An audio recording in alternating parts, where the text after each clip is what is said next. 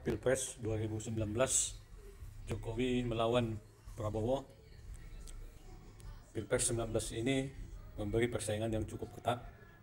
Perbandingannya 52 lawan 48%, sekitar 4%. Selisih ini cukup membahayakan. Dalam kalkulasi Jokowi, dia harus merangkul kekuatan lawan. Di luar itu, posisi Islam hari itu berada di sebelah Prabowo, sehingga dua faktor ini sangat riskan kalau Jokowi mengabaikannya. Langkah pertama, dia menarik Sandiaga Uno ke dalam kabinetnya. Kemudian ada juga usaha-usaha untuk menarik AHY melalui pertemuan dengan SBY ataupun dengan AHY, namun ini tidak dapat tanggapan dari Demokrat. Di beberapa lain waktu, Jokowi mencoba bertemu dengan Prabowo dan berhasil menarik Prabowo dalam kabinet. Kekuatan lawan ataupun rivalnya dalam Pilpres 2019 sudah berhasil dia rangkul, kemudian dia asah, sehingga kedua kandidat kuat ini cukup mampu bekerja sama dengan Jokowi. Jokowi menyiapkan ini sebagai alternatif jika nanti calon-calon yang dia usung ataupun dari partai-partai pengusungnya tidak sepaham dengan dirinya. Ia mempersiapkan Sandiaga Uno ataupun Prabowo.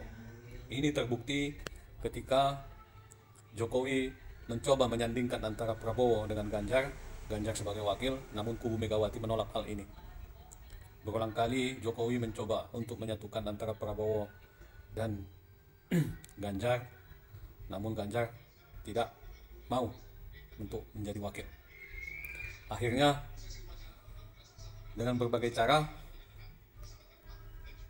Prabowo dicalonkan sebagai presiden oleh Partai Gerindra, diikuti oleh partai-partai koalisi yang bergabung dalam Jokowi, dan menyimpan calon wakilnya sebagai trik pemenangan. Di satu sisi, Megawati tidak mempunyai kandidat yang layak untuk dijual, sehingga akhirnya ia menyerah juga kepada Ganjar, dan Ganjar menerima hal tersebut.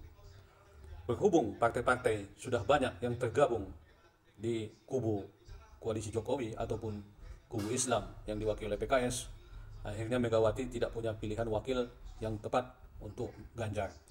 Dia mengambil kesimpulan yang terbaik itu adalah Mahfud MD. Di sisi lain, kubu Islam yang dimotori oleh PKS bergabung dengan Nasdem yang sudah mencalonkan Anies Baswedan, kemudian menarik Muhaimin Iskandar yang berada di posisi koalisi Prabowo Kian. Akhirnya fixlah calon dari kubu Islam, Nasdem, dan PKB, yaitu Anies dan Muhaimin Iskandar. Sementara di kubu Jokowi ataupun Prabowo masih menunggu waktu yang tepat untuk menentukan calon wakil presidennya. Sebelum penutupan pendaftaran pasangan capres dan cawapres, akhirnya ditetapkanlah Gibran sebagai wakil dari Prabowo.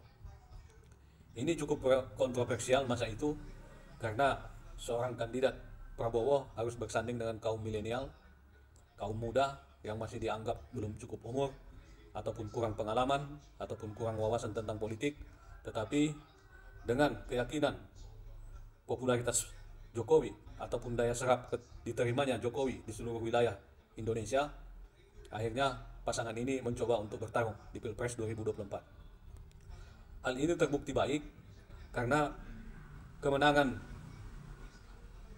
pasangan ini mencapai sekitar 58%, Anies 23%, dan sisanya sekitar 13% dari kubu PDI. Identik juga dengan hasil secara nasional. PDI hanya mencapai 16%. PKS dan Demokrat juga PKB identik dengan 23%. Sehingga gabungan-gabungan koalisi yang ada di kubu Prabowo simultan dengan hasil 58%. Jadi inilah pertarungan yang seru di 2024 ini sebagai kelanjutan Jokowi 2 periode yang membutuhkan pengganti yang meneruskan program-programnya. Dengan keterlanjutan IKN, pemindahan ibu kota negara ke Pulau Kalimantan. Ini ulasan singkat tentang sejarah 2 periode Jokowi memimpin dan dilanjutkan oleh Prabowo Subianto setelah 10 tahun reformasi dari 98 hingga 2014 belum memberi efek apapun yang signifikan terhadap kemajuan Indonesia. Namun setelah 2014 hingga saat ini 10 tahun, perubahan Indonesia sudah jauh dari loncatan-loncatan yang ada selama ini. Demikian, terima kasih. Selamat sore. Selamat HUT RI ke-79 17 Agustus 2024. Terima kasih.